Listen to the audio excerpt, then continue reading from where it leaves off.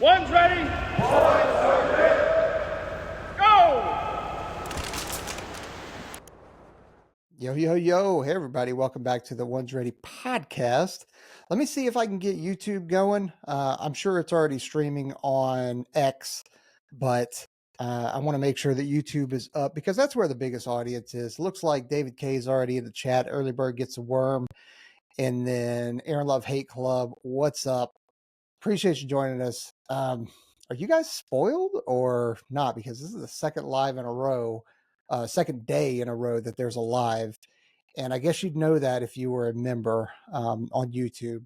But yeah, not all of you are members. Also, not all of you are subscribed. So if you aren't subscribed, then please hit that subscribe button, hit that notification bell, hit that like button, all those kind of things that the standard YouTubers tell you, because that's what matters. That's the only thing that matters to us.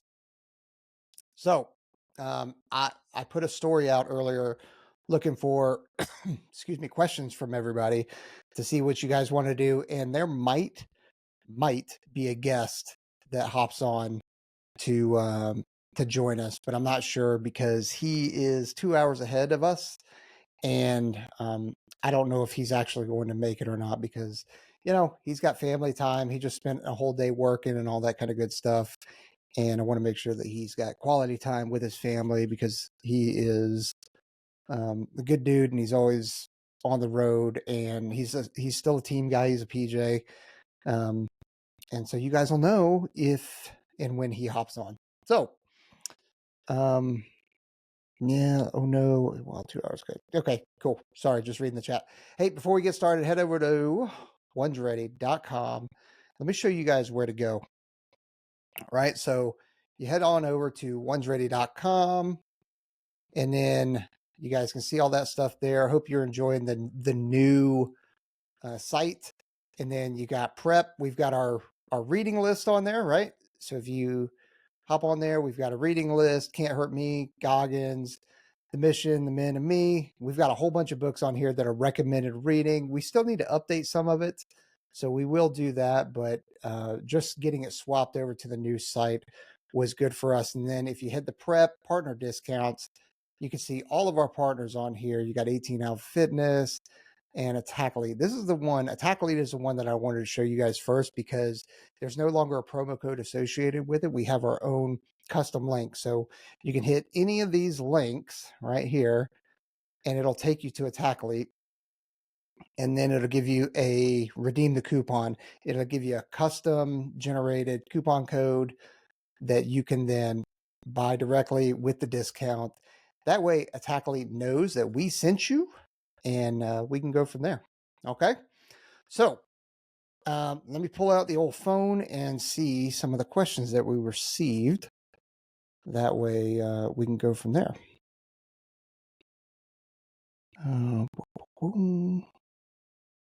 All right. Kind of helps if you screenshot them all. Wow. Okay. There are a lot more came in the last 20 minutes.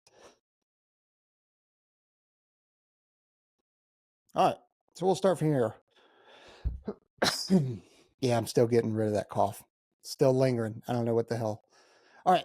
So what are some tips you have for getting calisthenics in during meals in basic training? Oh, calories, caloric intake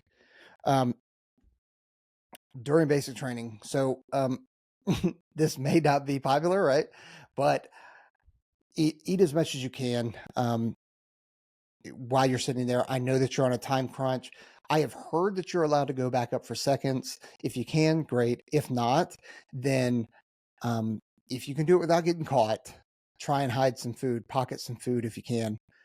I know that is probably frowned upon, and I know that there are drill instructors out there that are probably like, hey, what the hell, dude? Like, you're telling these dudes to cheat, hide not money, hide food and all that kind of stuff.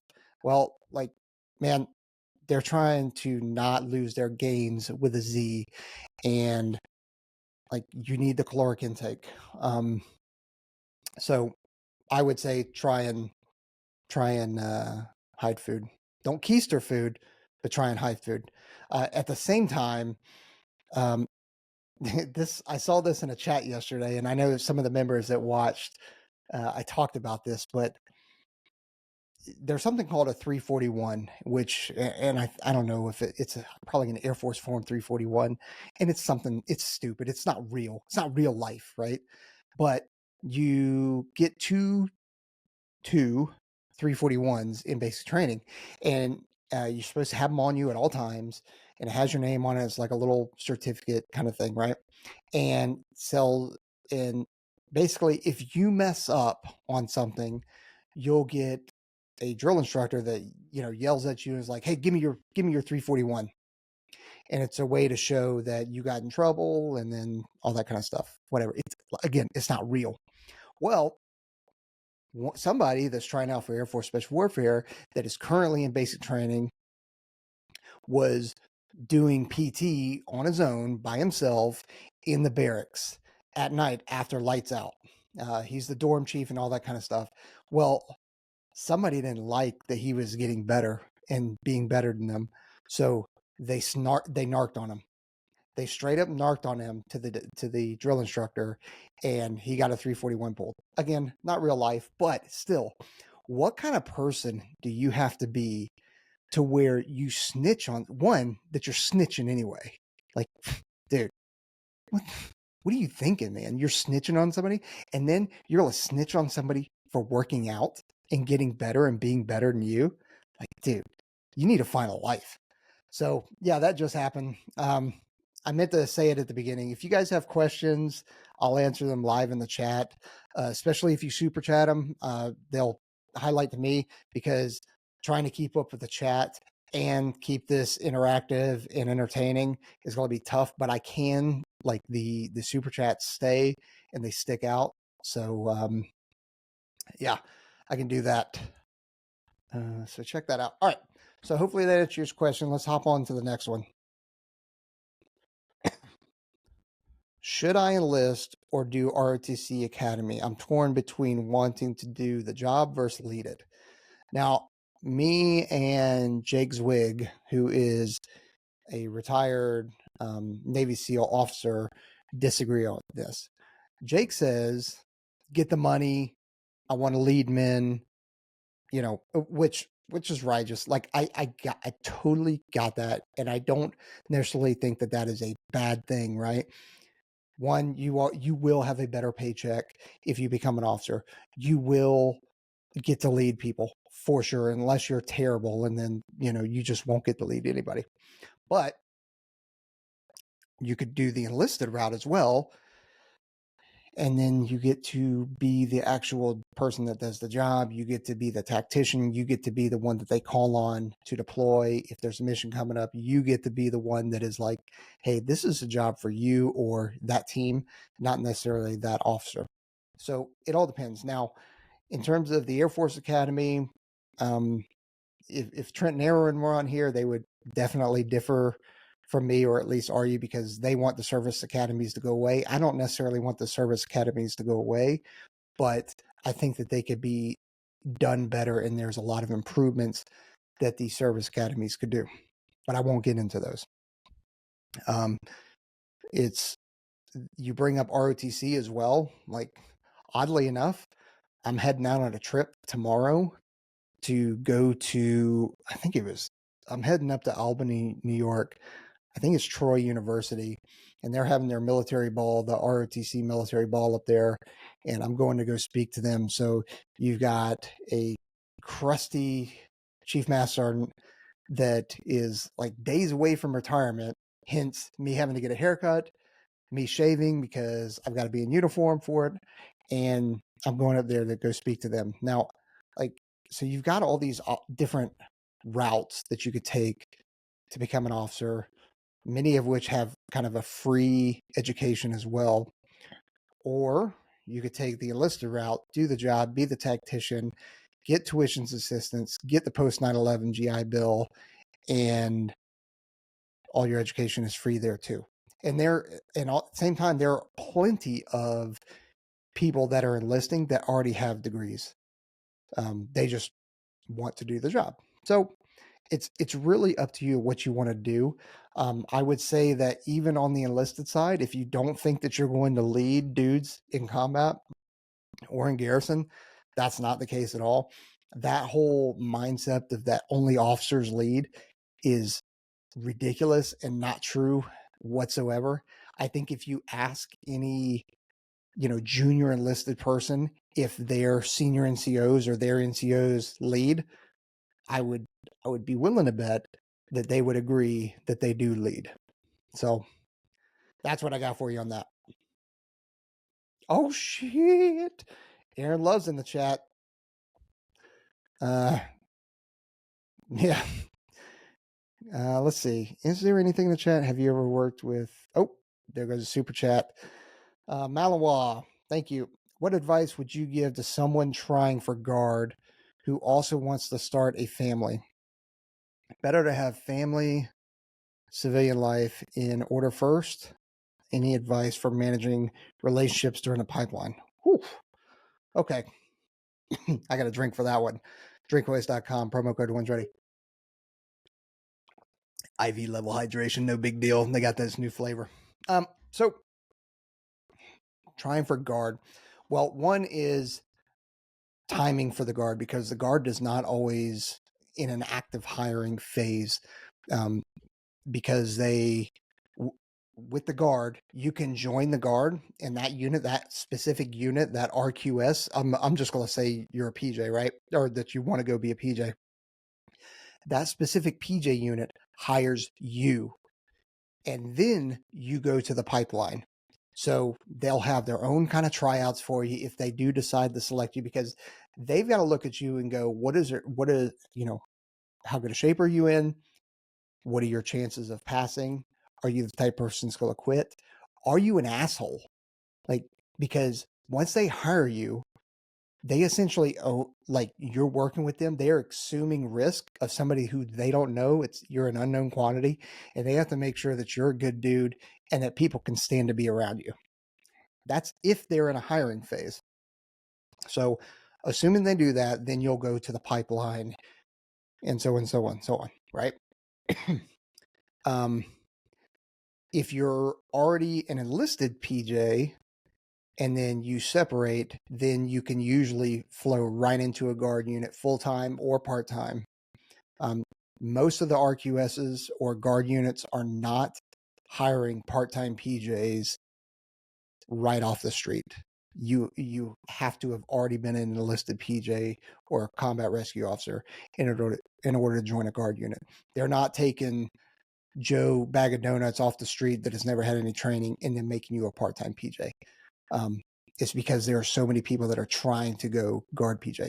So you got to time it right. Now, is it better to have a family? You always want to have your family and your civilian life in order before going.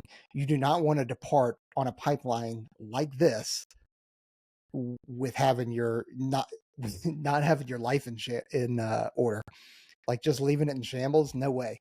So, but just so you know, the longer you wait and the longer it takes for you to get your life in order before going, your chances of actually going decrease, because a lot of life can happen in that amount of time. Is it doable? 100% it's doable. Whether you're enlisting, whether you're going officer, whether you're going guard, you can absolutely have a family. Will there be strains because you're not able to, always just hop on home? Yeah, there will be, but it is very doable. Any advice for managing a relationship during the pipeline? Well, Aaron, one of my co-hosts, he was married when he went through the pipeline, and he had a newborn. So there were certainly challenges there. So I cannot speak to that part, but what I can tell you what I did, and maybe Aaron's in the chat, so maybe he can give a little bit more advice on that. But I can tell you what I did, because I had a long-term girlfriend, is I dumped her ass and said, there's nothing getting in the way of me and becoming a controller. So I'm not saying that you do that, because she was a girlfriend. So like you got to have your priorities. I didn't date while I was in NDOC. Well, that's not entirely true, but but I did. Okay, so I did break it off with the girl that I was dating during NDoc after a couple weeks. So anyway, that's way too much for YouTube. Um, but it's going to be difficult. It's not easy in the pipeline in general, and it's definitely not going to be easy while trying to juggle a relationship. So hope that answers your question, Malawan. Thanks for the super chat. All right, how can we help recruit Doge assets? What magnifies whistleblower voices? Dude, I have no idea.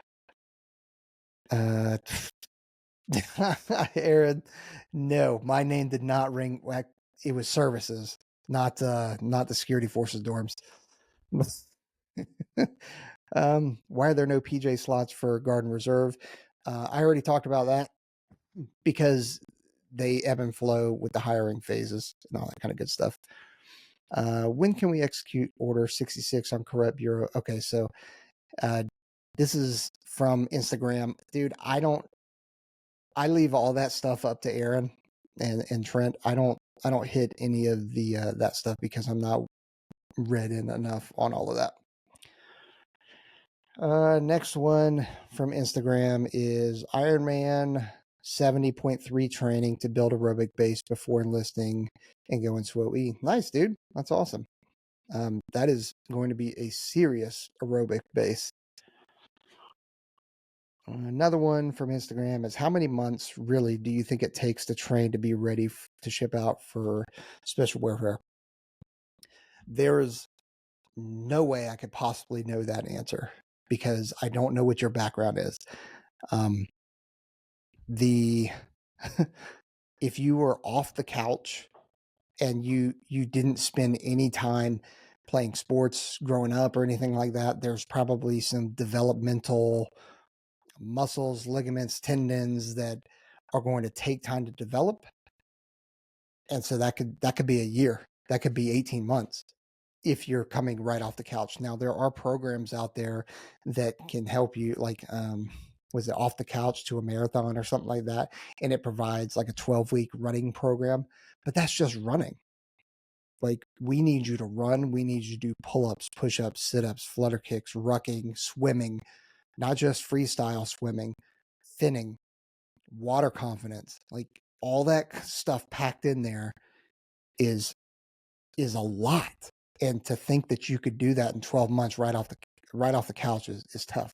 Now, if you grew up playing soccer, running cross country, wrestling, football, sports, so you already had, like, your body already has some kind of foundational memory of what these movements are like, then maybe you could do it in 3 months. But then I also go, well, how much swimming did you do? How comfortable are you in the water? Because we get some insanely fit people that come into the pipeline, and as soon as they hit the water, they are done. They cannot handle it. So there's really no way for me to know on that. All right, next question. How many special warfare applicants infiltrate and disrupt operations of the cartel? Jeez, man. I should have sanity checked these beforehand. What is the tryout process like for Guard or Reserve Air Force Special Warfare? Is it different by career field? It is different by career field. I already talked about the Guard stuff, but it is different by career field, partly because they're completely different jobs. So you got to think CCT or combat control, special reconnaissance are very different than PJ, very different than TACP.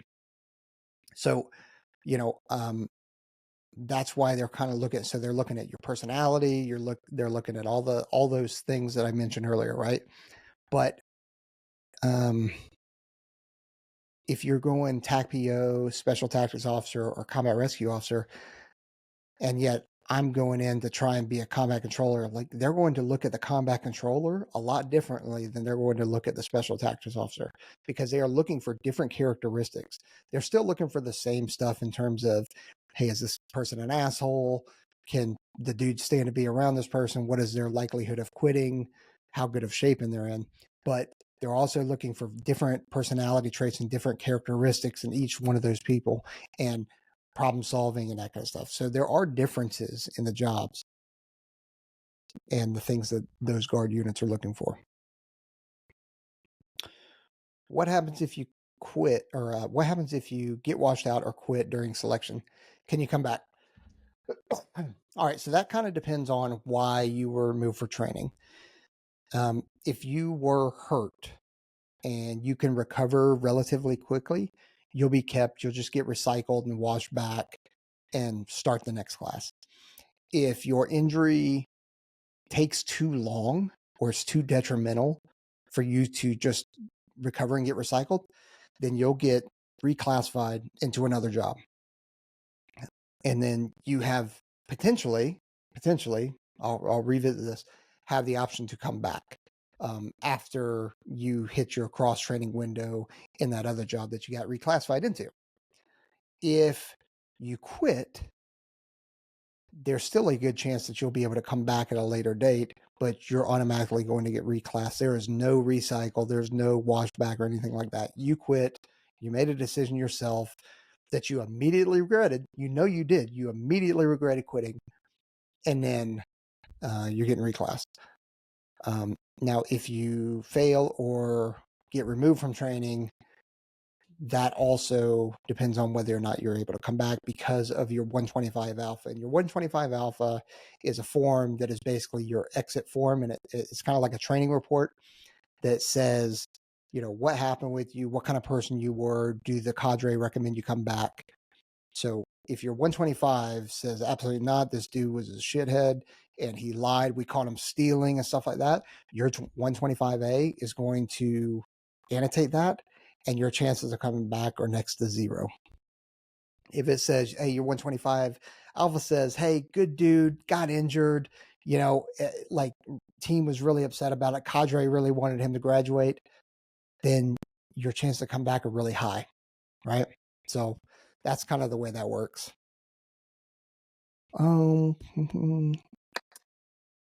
I heard they're phasing out SR. Is this true? Well, I could say that's fake news, but really, let's be real. Special reconnaissance should just hand over their beret and then go to air traffic control school and become combat control holders. So I said it. I'm sure special tactics will be upset with me. AFSOC will be upset with me. Trent will probably be cheering that he agrees. I know Aaron will be laughing his ass off, so I'll wait for the chat to hear what that says. Was Peaches on the initial testing and the mini bikes, or was that just a coincidence? So funny enough is those are full-size bikes for me. I can't fit on the 250s. I can't fit on the 450s. They're way too tall for me. I actually have to, and I'm sure some of you guys know it, you know, you get on a curb or you get on a raised thing and you have the bike kind of sideways and you get on and you start hitting that throttle and then it gets you up. That's how I get up on those 250s and 450s. Other than that, those mini bikes are full size for me. Aaron, I don't know if you're laughing at the SR to CCT comment or the mini bike comment, but yeah. How do I join to become an AFSOC Air Commando? Is there a specific AFSC? Man, that's Jimmy. I know you sent that one, and that is a in-depth question. So, if you're the term AFSOC, Air Force Special Operations Command, Air Commando, is a bunch of different AFSCs. You could be talking about AC-130 pilots, AC-130 Wizzos, career enlisted aviators. You could be anybody that's really assigned to AFSOC in an operational role can be considered an air commando. Now, if you're specifically wanting me to talk about special tactics officers or TACP officers or combat rescue officers, or even on the enlisted side, like I don't know what you exactly are looking for on that, but if you are one of the Air Force Special Warfare AFSCs, you have to go through some kind of assessment and selection to enter AFSOC or not. If you are a C-130, AC-130 pilot, CV-22 pilot, or career enlisted aviator or something like that, no, there is not a selection for you to that is required for you to then join AFSOC. It is based on your skill level, amount of hours that you have in the platform, and if you receive orders to Cannon Air Force Base, Royal Air Force Base Mildenhall, or Royal Air Force Mildenhall, Hurlburt Field, any place like that, then you fall into, and Japan as well, Kadena, and then that helps kind of nest you under Air Force Special Operations Command. I don't know if that's the questions you were really asking me or not, Jimmy, but appreciate you joining in. This one is also from Jimmy.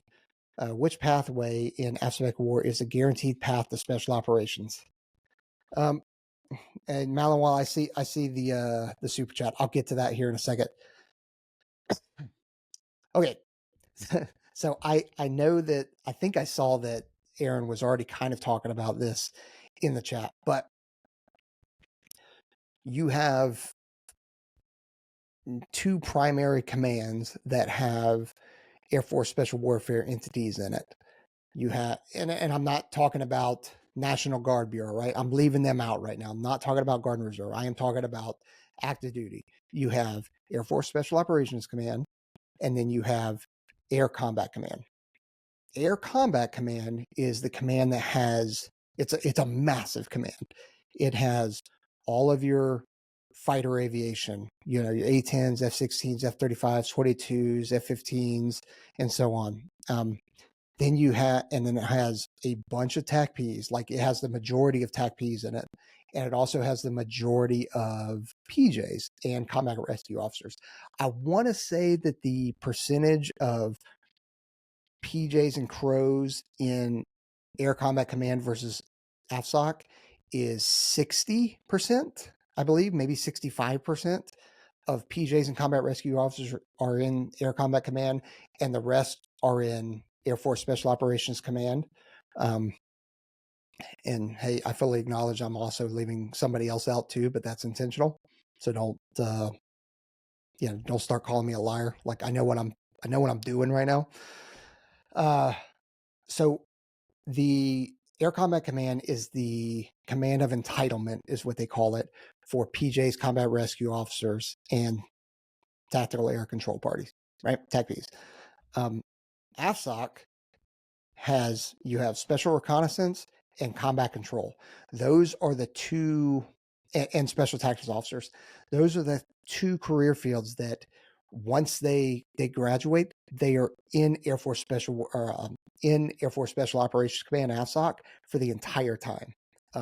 Now, can they deviate and go to Air Education Training Command, which will soon change if it hasn't technically changed already? Yes, they can. They can go to another command too that I'm not bringing up. But to not confuse everybody, special tactics officers, combat controllers, and special reconnaissance, upon graduating, remain for essentially their entire career in Air Force Special Operations Command. A PJ or a combat rescue officer or a TACP, well, let's just say PJs and combat rescue officers for right now, they can graduate the PJ schoolhouse and they can go to Air Combat Command, to one of the RQSs, one of the rescue squadrons, or they can go get an assignment to Air Force Special Operations Command and go to one of the STS units. There is no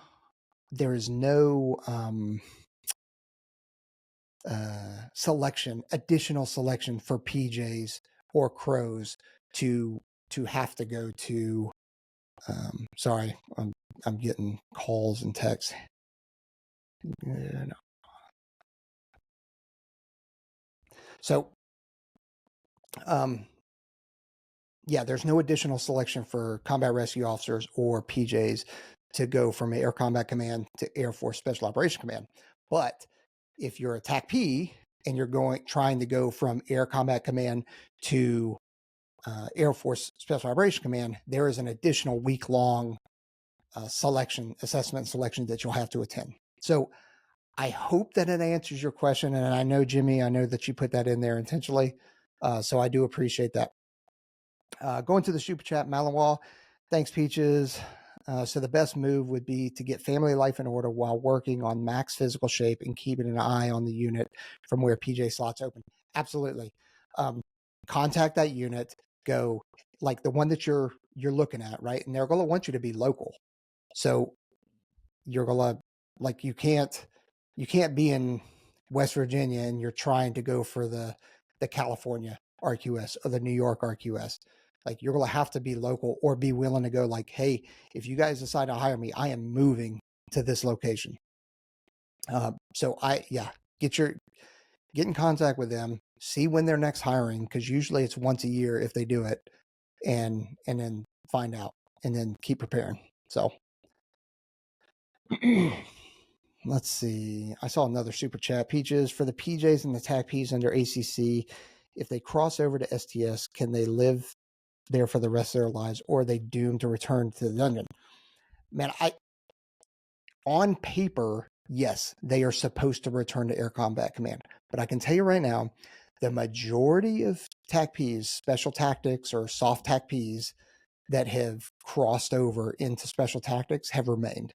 I mean, dude, I won't name their names, but I could definitely count on two hands, two tiny carny hands, how many TAC Ps have come into special tactics on early days and have remained there the rest of their career.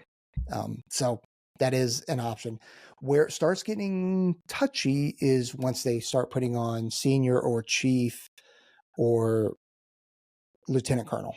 That is when it starts to go like, ooh, I may have to, like, so for a senior master sergeant, an E8 wanting to make chief master sergeant E9, there may not be enough spots or there may not be any openings at a special tactics unit for that person to go, or within Air Force Special Operations Command because of timing and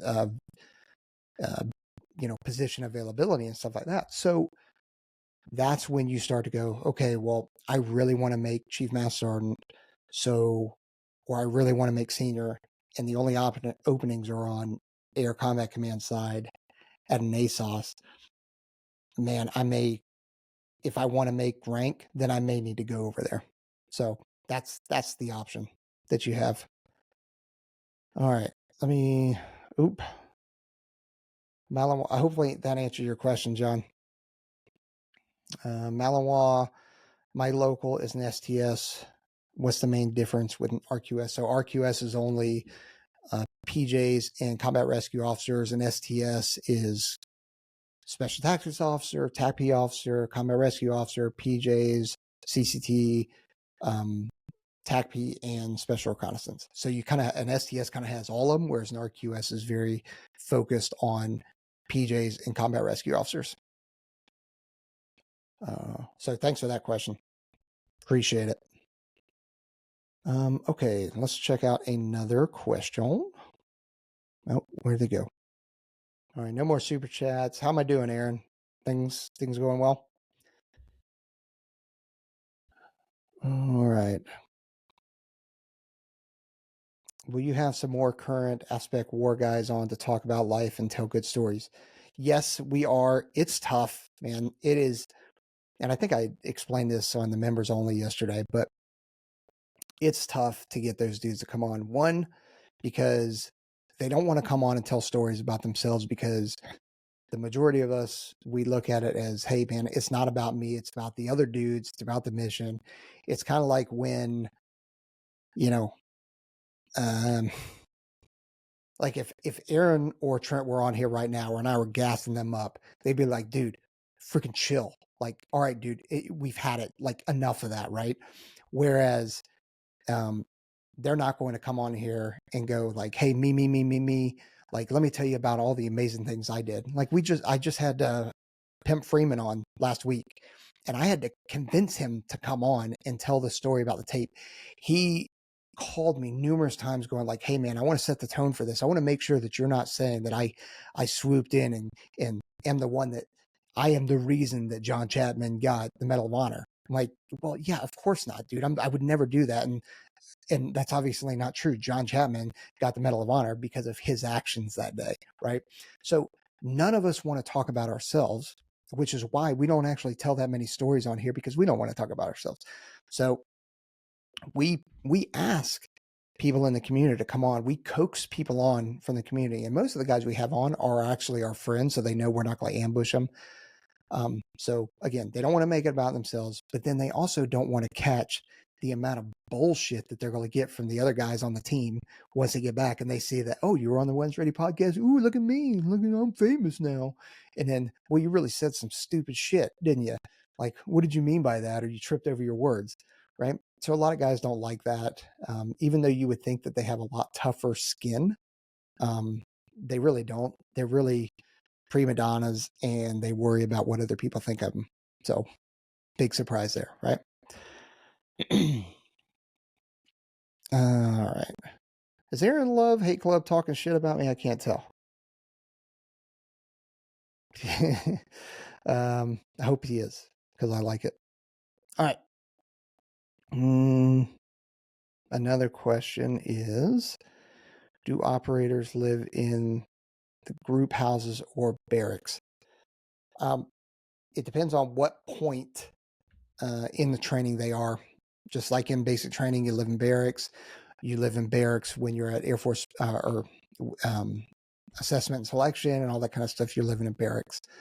You'll live in barracks throughout your time and going back and forth between dorms and barracks.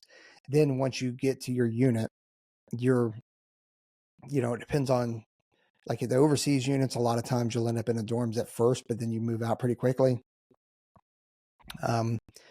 Generally, you're going to go live by yourself or live with some roommates, not in a dorm, not in barracks, unless you're in a pipeline. Once you finish the pipeline, the barracks and the dorm stuff is pretty much done for. So you don't have to worry about that. Air love, hate love, dude. Middle Earth. As soon as I hear Middle Earth, I think of, even though it's got Pete Denny in it, I think of Get Him to the Greek, where what's his name is in London, and this is so true too because there are some very interesting names that are in the United Kingdom on some of the roads and some of the towns and stuff like that. And he hops in the cab. He's like, hey, like we need to get to the Heathrow immediately. He's like, okay, sure. Do you want me to take the Chisington roundabout through Wadham and all this kind of stuff? And then he goes, dude, what the hell is this, Middle Earth? So that's what I think of when I see that.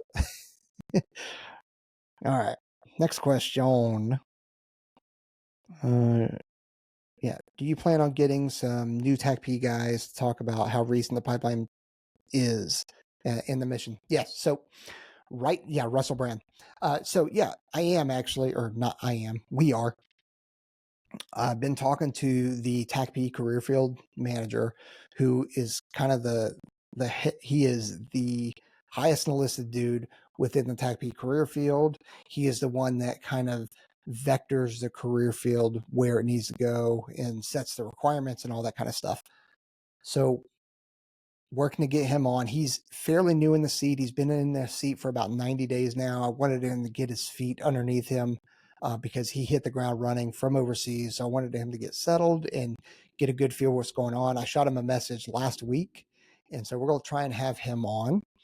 And then in terms of recent graduates, I don't know any recent graduates. Now, that doesn't mean that I can't find some, because I certainly can.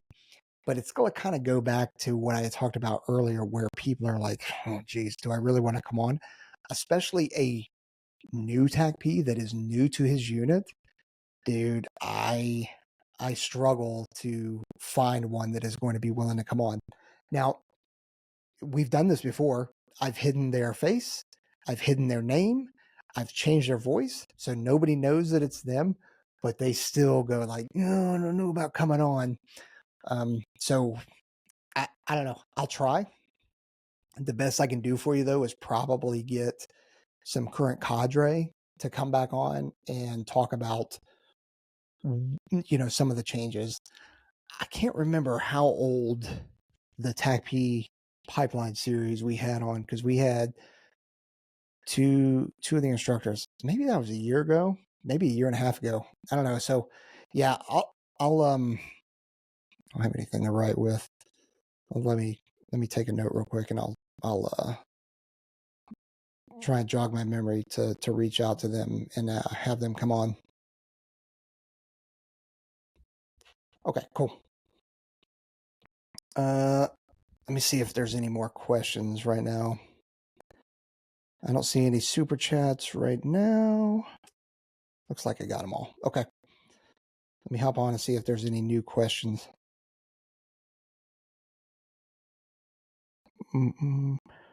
Yeah, totally stroking the furry wall. I saw that in there, whoever that is. What happened with lowercase dooms? Wasn't he on a podcast a while ago? Yeah, he was. He came on the podcast. There was a couple of those dudes that run lowercase dooms, and now there's some newer guys as well. Peaches, how do you not get selected for Aspect War? I'm not sure if this was answered on an episode of the podcast, and if you know the episode, let me know. There's a multitude of different reasons of why you would not get selected. And there's no way I could possibly tell you every single reason, but one of the big ones to make sure you never come back would be integrity. You get caught lying, you get caught stealing, you get caught doing some bullshit like that. Yeah, for sure. You're not coming back and we don't want you back. If it's maybe you're not a good communicator or a team player, think about a team player is, your whole team's doing something. You just got done with an event, right? You just got done doing grass and gorilla drills, and now everybody needs to clean off a whole bunch of the team, keyword team equipment needs to be cleaned off and reset for something. Everybody else is doing that. Guess what you're doing? You're over there making sure that your rucksack's cleaned, your stuff is packed up, you've got food, you've got water, you're getting changed rather than helping the team out. That's not being a good team player. Not being a good team player means walking by trash cans and just piling it on top instead of actually going, you know what? I really don't have time for this, but it's got to get done. Let me wrap up this trash can and take the trash out and replace the trash bag instead of walking by it. You see some shit that needs to be done and you walk by it knowing, and you going, I'm going to leave it for somebody else. That is not being a good team player. That will get your ass either booted, not selected, or on your 125 alpha that we talked about, not invited back. So things like that. And, it's funny because we say, be a good dude, and it totally makes sense to us. But people tend to overthink it and go, oh, well, what does being a good dude means? It means just that. Every single one of you can look to somebody and go, that's a good dude, man. I like being around that person. I can rely on that person when they tell me they're going to do something, they do it. They're a man of their word.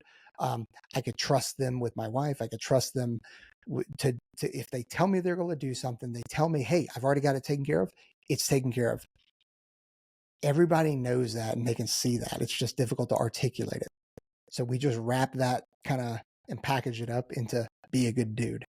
That's how that works. So I hope that answers your question, dude. Let's see. What fun stereotypes of each of the spec war groups? Oh, I can tell you that right now. Special reconnaissance are nerds.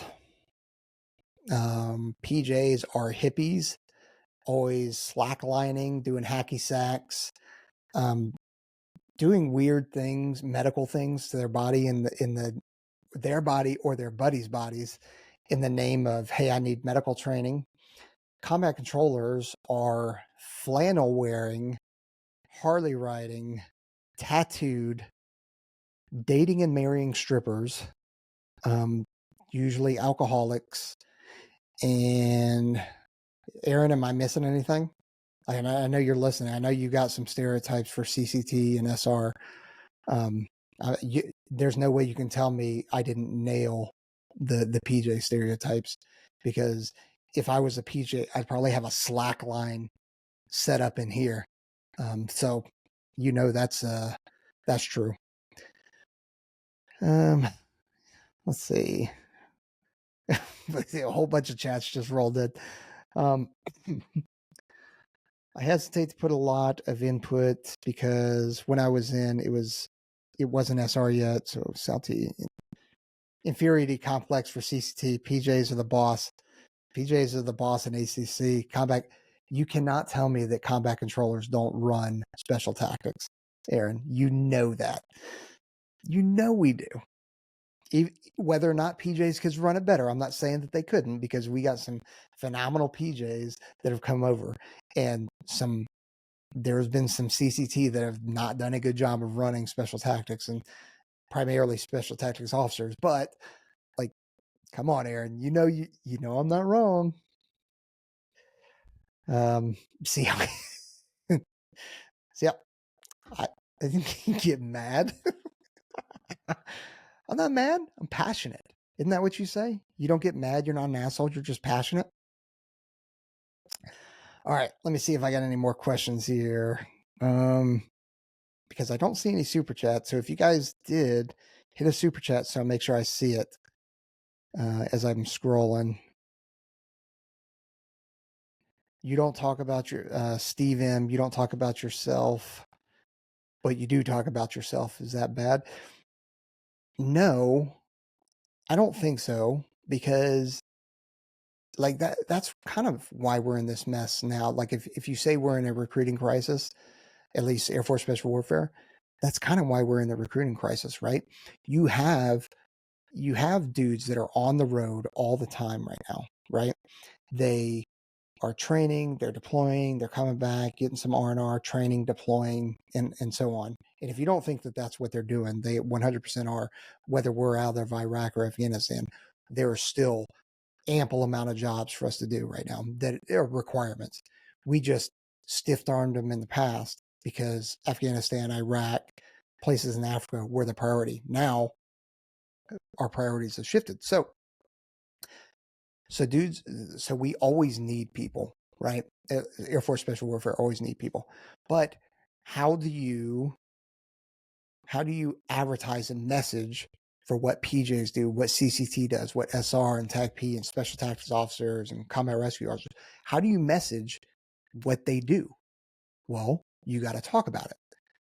But we're under this guise of, well, we're silent professionals or we're quiet professionals. How's that working out for us? It's not great. So I think it's walking a balance of am I going to talk about myself or am I going to talk about others? So the way I look at it is, Steve M., you don't need to talk about yourself. If you're a kick-ass dude and you're doing kick-ass things, let me build you up. Let me gas you up. Let me tell the amazing things that you're doing. That way, the messaging and the goodness gets out there versus it's just like, hey, dude, I heard this guy did this. And now 10 years later, it ends up like, dude was stabbing a guy in the neck with a Leatherman when he came around the corner. He's got the only Leatherman kill in country. And you're like, dude, that was complete bullshit. I know I'm being very specific because that happened. But yeah, we just got to do a better job of messaging and talking about stuff. Let's see. Have you guys heard about the Guardian Grit event that we're doing? It looks like he's not going to hop on. So I was going to have Chris from Guardian Grit hop on just to kind of talk about stuff. So it looks like he's not able to hop on. So 8th and 9th of March in Orlando, Florida, we're doing the Guardian Grit ONESREADY Taylor Starch event. What you can expect from that, and we've talked about it before, is 2 days of instruction and mentorship. This is not a smoke session. This is not a workout. I mean, you're going to get worked out, but it's not like we're doing a dedicated smoke session, dedicated workout section. It's mentorship, instructorship, and mobility. So the things that we'll hit is, again, mobility, rucking, running, and water confidence. You had Aaron Love, who was, I don't know what the technical term was, but he was an instructor at Pararescue or PJ University. You had Trent Siegmiller, who was an instructor at Air Force Special Warfare Assessment and Selection. And then you had Chris, Guardian Grit, who was, I think it's called instructor supervisor or supervisor instructor down at NDOC in Assessment and Selection. And then you have Taylor Starch, who is a world-class mobility, fitness, strength and conditioning. Like, the guy's a mad scientist. We've had him on numerous times. You know it. Get Starched. and he's starching dudes on the daily. So that's what these events are, is to come here, learn correct technique, correct procedure, learn efficiency. Like that is one of the things. So when we did this in Las Vegas a month ago or whatever it was, guys came doing 12, 15 strokes across the pool. When they left, they were doing 5 and 6 strokes to get across the pool. That is efficiency. That is using up less oxygen in the pool, underwater. That is getting across the pool even quicker. So, I mean, like we say, it, invest in yourself. If you're serious about doing this, come to one of these events. Learn proper technique from the dudes that know how to do it. Now, me, I was never an instructor there at any of the basic courses, right? My only instructor time was being a JTAC instructor evaluator, and then my time as an instructor at the weapons school. So even I learned from these guys, but I did go through it. So I have that kind of experience. So yeah, we're doing that 8 and 9 March in Orlando, Florida. There's still spots available, but only a few. So they're filling up fast. And then ideally we do this once a month or once a quarter, but we've got to get on a regular schedule. So we just got to figure it out. We'll have our go-to places. I'm sure we'll do Vegas again. I'm sure we'll probably do Orlando again based off of how it goes. So check us out there. I want to hit this real quick. Dude, if you guys are in the chat, MG Barbell, good seeing you too, my man. Dude, if you guys weren't tracking, he was like, I can't remember how soon you were supposed to ship out for Air Force Special Warfare to go into the pipeline. But I knew it wasn't, you didn't have that long to wait. I think it was supposed to be in this November, if I remember correctly. Talked to a lot of people since then. He got in a motorcycle accident, almost died. Like he was in the ICU, ventilator, the whole deal, right? And was told by the doctors that he would never be able to walk again. Incredibly sad story. Like, dude, it's still, it sucks to even think about. But you have, yeah, you are 1 month away from shipping. You have beaten the doctors who told you would never walk again. You were walking. I already saw a story or a reel of you working out in the gym, lifting weights. Like, dude, so I don't know if you think the dream is over or if the dream is actually over because you still have to, pass all the MEPS things and stuff like that. But dude, I'm so happy you made it out of that. I'm so happy that you have beaten the doctors. I'm so happy that you are back to Jack and Steel. And thanks again for the shout out on the whatever podcast. So appreciate that. Let's see. What are we talking about in the chat, guys? I have no idea. I'm playing catch up and everything is blending in. So, is there anything else that you guys want to talk about? When are we coming to Texas? So I know that Guardian Grit does events without us still, but I think he's going to start doing more events with us, or at least I'm going to try and hold him to that. He does things in San Antonio all the time. I think he's doing something this weekend in San Antonio, or maybe it's not this weekend, but where in Texas are you looking for? Are you looking for San Antonio? Are you looking for Dallas? San Antonio is easy because a lot of us are already there. Not me, but Trent is there, and then Chris is there a lot. But where else should we go? Should we go to San Diego, LA, maybe up in the Pacific Northwest? How about Europe? We've gotten a couple of requests to come over to Germany and the United Kingdom, but I don't know how feasible that actually is because it's, plane tickets are expensive and that kind of stuff, and it costs a lot of money to get us out there. So it would probably have to be quite a few people. And maybe we did an event in Germany, an event in the UK so that people didn't have to travel over, but it would have to be a large amount of people for us to go over there. What can we do for stress inoculation? David K. That is interesting because it is tough to put yourself through stress inoculation. The way I look at it is, and maybe this is oversimplification, but and we've talked about it before. If you say you're going to go out for a 6-mile run, you go out for a 6-mile run. You don't quit and turn around because the house is right there when you hit 4 miles because you're tired or you're achy. You finish what you started, you finish what you plan. Now, that is a little victory that helps build mental kind of toughness and resilience, but that's not necessarily stress inoculation. Man, how do you build stress inoculation yourself? And I'm thinking about this on the fly. Usually I have time to kind of prep and actually think about it and put some, mental bandwidth to it. I think, do you know when things get crazy in your work life, your personal life? And I don't mean things like bad. I mean like, man, things just keep hitting you and it's like, okay, now I got this going on. I got this going on. Instead of shying away from it, I embrace it. Like people talk about ADHD being something bad, right? I actually think it's a strength. I think if you are somebody who has been, self-diagnosed or told, oh, I'm just ADHD, like use that shit then.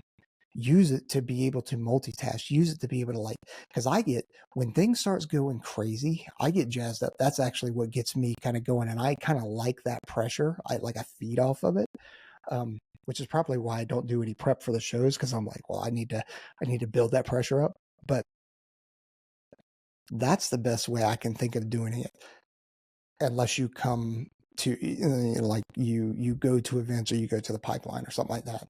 Then you can help build up some stress inoculation. But it's tough to do it on your own. Oh, seeing a bunch of San Diego, Pacific Northwest, LA, San Diego. Yeah, we do cat games. Yeah, we do Vegas. We did Vegas a month ago. We'll do Vegas again for sure because that was a good showing. We already got a great pool. We already got a great campground. 2 of us are already here, so we don't have to travel. It's really good. David K., you're talking about quicker decision making while overstimulation.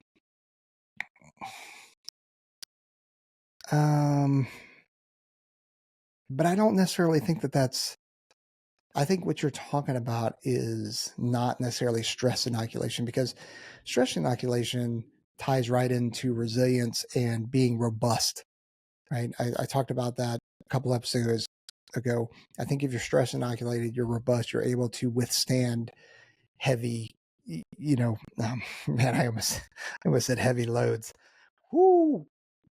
I think you're able to handle heavy stress at that point. Whereas what you're talking about, I think, is just not hesitating, being able to be okay with making an 80% or a decision based off of 80% of the information or less, right? Because a lot of people, just like people that want to come to the pipeline, they want to be 100%. They want 100% of the answers.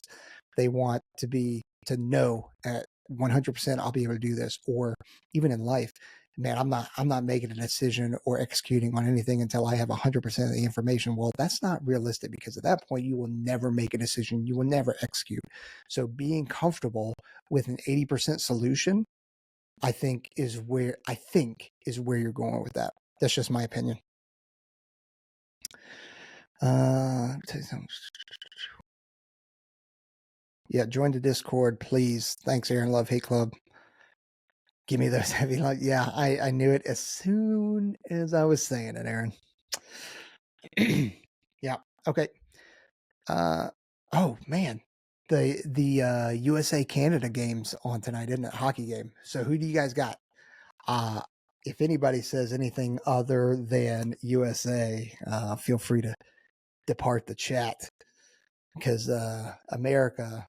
big America is going to win against the 51st state. Just saying. Okay, so what I did say made sense, and I didn't completely black out when I was saying it. All right, cool. I'll take that, David K. All right, before we close this up, let's see if there's any additional questions that have come through.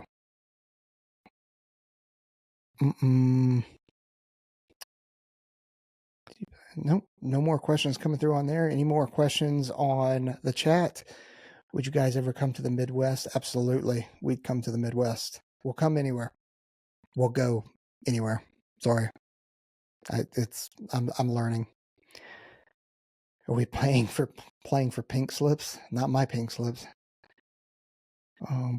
Anyway. Okay. Well, that's it. I don't see any super chats. I don't see any other questions. So I really appreciate you joining us. Thanks for everything. It really means the world to Aaron, Trent, and I. And you guys know our partners. Head over to ONESREADY.com. You can see our partner discounts.